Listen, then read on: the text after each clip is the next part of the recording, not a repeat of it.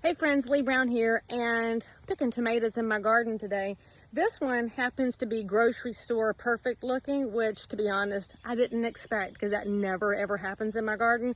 Because if you can't tell, my garden's a hot mess. The tomato cages got collapsed because I bought cheap ones because I didn't plan in advance, and then I didn't stake them and tie them off correctly because I got busy with other things, work, family.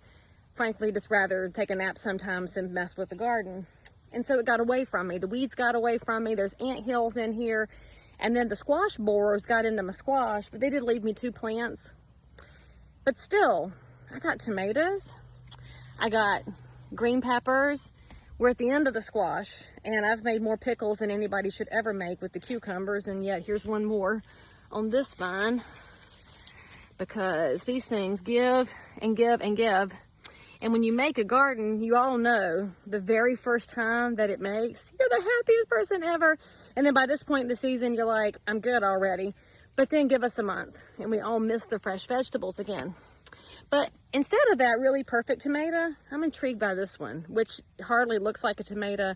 It looks like I did this on purpose. This tomato has its own shape and it's amazing. You'd never buy this in the grocery store though. You'd walk right by it.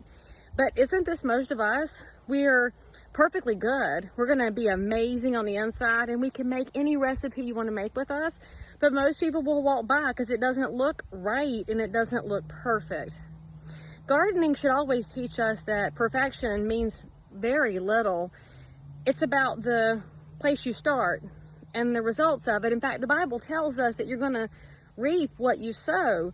Well, this year I'm reaping a little bit less than I should have because I didn't work in my garden. All right, that's on me. That's not on anybody else. It's not God's fault or the weather's fault or anybody's fault except mine.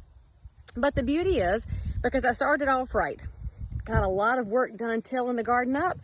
We got a great fence put around it. The deer have stayed out. And I've gotten squash and zucchini and peppers and tomatoes and corn. Well, the corn's about ready. And it's all been amazing. And it's all because it started off right. Friends, life doesn't always go the way you want it to go.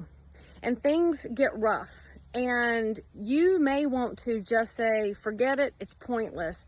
But then you look back at where you started. You still get a result. So the question you have to ask yourself is this: what are you planning to start with?